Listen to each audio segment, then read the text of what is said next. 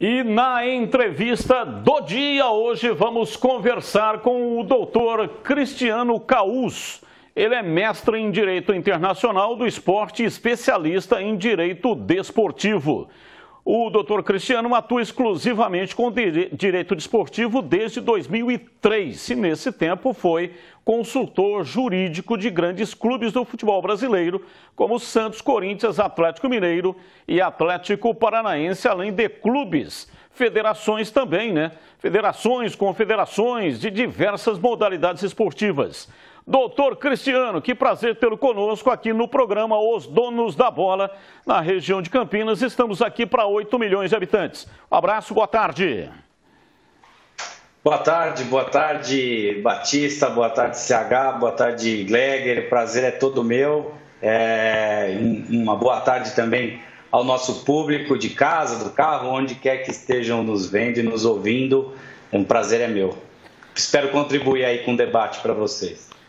Começar iniciando aqui a nossa entrevista sobre regras que serão utilizadas a partir do dia 1º de julho. A FIFA, portanto, já anunciou, né, teve uma reunião lá com a International Board. Então, o que é que muda no direito desportivo também com essa introdução das novas regras a partir do dia 1º?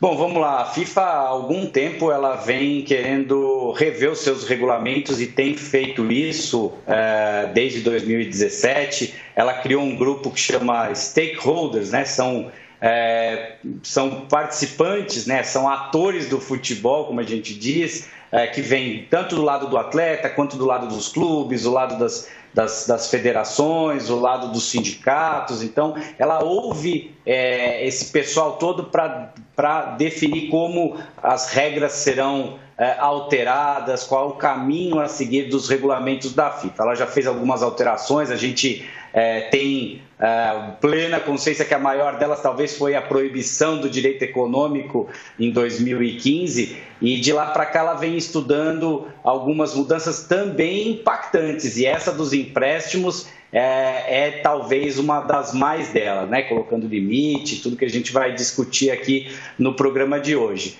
Então, assim, a FIFA ela toma uma decisão, depois ela leva a aprovação do seu conselho, o conselho aprovou e, do ponto de vista internacional, as regras do empréstimo, as novas regras entrarão em vigor dia 1º, e aqui nacionalmente a gente tem expectativa de que só em 2024. E por que, doutor, só em 2024, aqui no Brasil? Quando a FIFA ela traz a mudança da regra dela, ela só pode legislar, né, Carlos, internacionalmente. Então, para transferências internacionais, o que é considerado uma transferência internacional? Quando uma das partes não está no mesmo país. Então, um clube brasileiro com um clube português, por exemplo, é uma transferência internacional. Se um clube brasileiro empresta um jogador para um clube português, isso é um empréstimo internacional. Agora, se um clube brasileiro empresta internamente, quem legisla, quem faz o regulamento aplicável a essa transferência é a nossa CBF. Então, quando a FIFA veio trazer as novas regras, ela falou assim, nós estamos colocando em vigor, a partir de 1º de julho de 2022, essas regras. Vocês, nacionalmente, que terão que decidir como o mercado nacional vai ser regulado a partir de agora. E a CBF, por conta de uma circular, uma consulta pública aos clubes, enviada em maio, ela sugeriu, gente, aqui no ambiente nacional, para empréstimos dentro do Brasil, nós estamos sugerindo que se entre em vigor em 2024, passando para 25 e 26, com o cenário definitivo, com a limitação definitiva de empréstimo. Vamos lá, CH, sua pergunta, o doutor Cristiano Caus, especialista em direito esportivo. E dá até para entender, né, doutor, porque o mercado do Brasil, né, essa coisa de empréstimo é uma loucura o que acontece no mercado interno, por uma série de fatores, condição financeira, falta de estrutura, falta de critério, falta de gente que conheça futebol. Agora, eu queria entrar nesse ponto com um pouco mais de detalhe, doutor.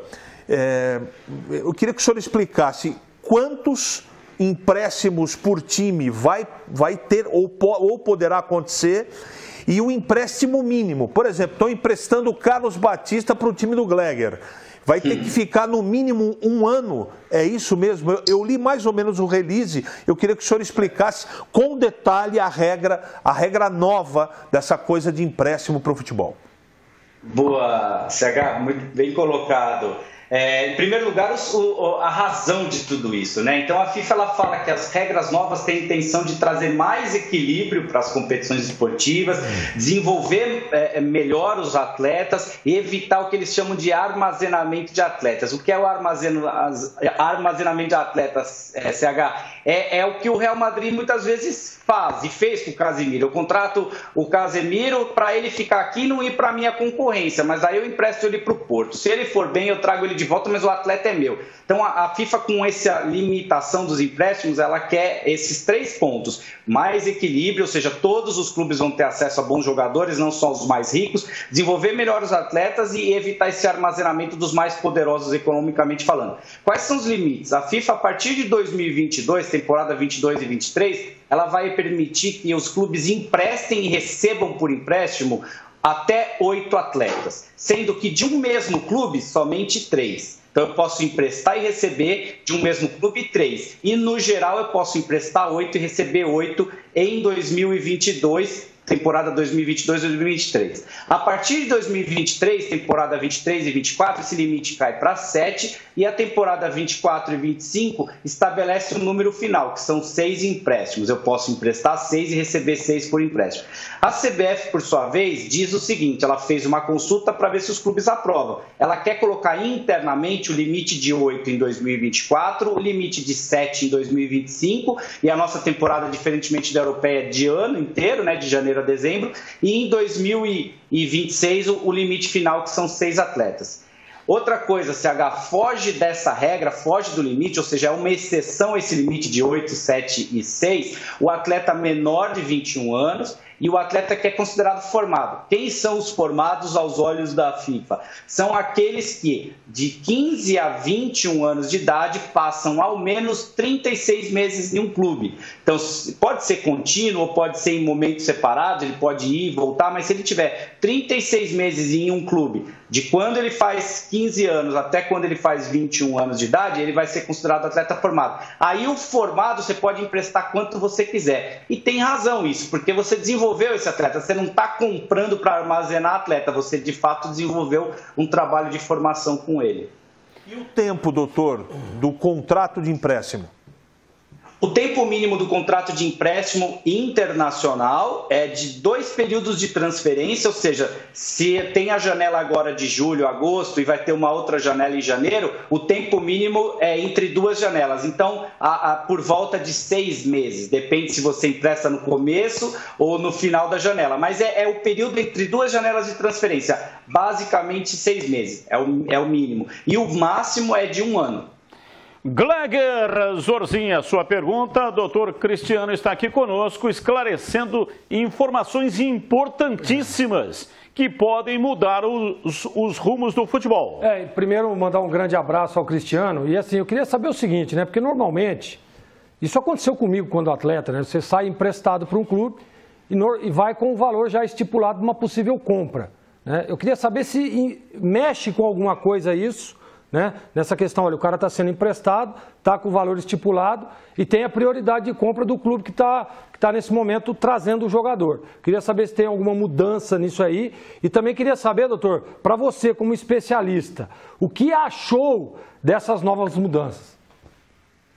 Boa, muito bem colocado, Gleger. Até pela experiência que você tem, não imaginava outra coisa. É a pergunta cabreira aí. Mas assim, a parte financeira, a FIFA também pensou nisso. Ela disse o seguinte, os empréstimos agora tem que ser por escrito. Então você tem que pactuar aqui por escrito quais são as condições do empréstimo. Se vai ter lá o valor fixado por uma compra, né, que são as opções de compra, percentual que vai ser adquirido, por quanto. Então, ela fala do aspecto financeiro, ela não coloca limites, ela não regula, ela deixa o mercado se regular nesse aspecto, mas ela fala, tudo que vocês combinarem tem que estar por escrito, tem que estar aqui tratado antes do jogador ser ser emprestado, mas eu acho que na questão financeira o impacto maior, Gleger, é o seguinte: muitos empréstimos eram feitos como estratégia. Porque o clube, por conta do fair play financeiro, o clube não podia pagar pela compra do jogador. Já tinha estourado o limite de gasto em contratações de atleta, então eles faziam assim, eles se simulavam um empréstimo com uma opção de compra que não era uma opção, era quase que uma compra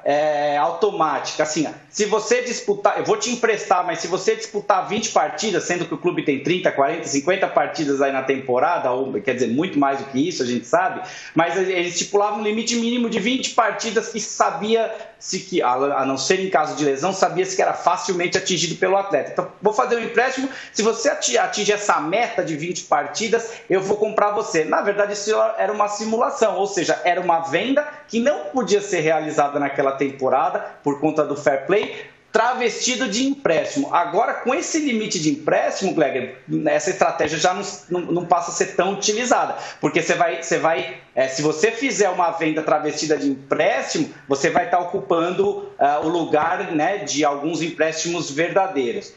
Quanto ao que eu achei, veja só, eu entendo que faz sentido por esses 3 pontos que a FIFA colocou: equilíbrio, desenvolvimento e evitar o armazenamento, né? A FIFA também proibiu, eu esqueci de falar, o reempréstimo, que era algo utilizado muito pelos clubes. Então, eu contrato um jogador aqui e por empréstimo, não vou utilizá-lo, eu subempresto ele, eu reempresto ele para um outro clube. Isso também não é mais permitido. Vai movimentar o mercado, vai dar mais acesso para os jogadores, a clubes a jogar de fato, a entrarem em campo. Eu não vou ficar no time B do Real Madrid, do Barcelona, que eu estou usando só como exemplo, mas são muitos que fazem isso, e sim vou para um time do leste europeu, uma equipe de ligas menores como Bélgica, Suíça, Portugal. Eu vejo com bons olhos essas medidas, Gleger. Essa história do armazenamento é um negócio muito sério. Olha o que aconteceu com o Rodrigo, que fez gol na Champions, aí, o Vini Júnior. Eles eram, Batista, doutor e telespectadores, Gleger, eles eram monitorados com 13 anos, Batista, quando ainda jogava futsal. Então você veja, isso vai mudar completamente o mercado. Que coisa, Batista? Doutor Cristiano Caús, muito obrigado pela participação, entrevista importantíssima. Vamos nos falando, né? Vamos nos falar aí mais vezes. Um abraço, muito obrigado, hein? Um abraço a todos, muito obrigado, um abraço aos nossos telespectadores e é isso aí. Boa tarde a todos.